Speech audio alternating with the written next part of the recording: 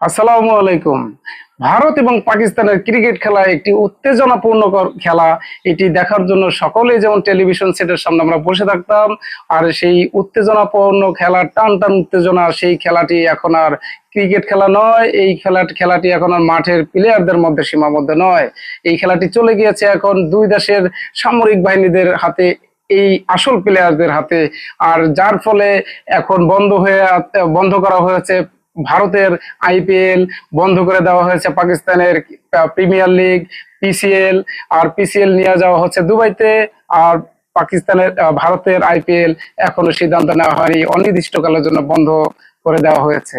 BCCI এর এক সূত্র আজ শুক্রবার ভারতীয় সংবাদ মাধ্যম হিন্দুস্তান টাইমসকে খবরটি নিশ্চিত করেছেন। গতকাল বৃহস্পতিবার ভারতের জম্মু শহর সীমান্তবর্তী কয়েকটি এলাকায় মিসাইল হামলা চালায় পাকিস্তান। এয়ার রেড সতর্কতার অংশ হিসেবে এরপর ধর্মশালা স্টেডিয়ামের আলো নিভিয়ে দেওয়া হয় এবং পাঞ্জাব কিংস ও দিল্লি ক্যাপিটালসের মধ্যকার ম্যাচটি বন্ধ ঘোষণা করা হয়। ধর্মশালা স্টেডিয়াম পাঠানকোট থেকে 100 কিলোমিটার কম দূরত্বে অবস্থিত হওয়ায় যেখানে সাইরেন বেজে উঠছিল। আর সাইরেন বাজার কারণে মাঠের আলো বন্ধ করে দেওয়া হয় এবং খেলাটিও স্থগিত করে দেওয়া হয়।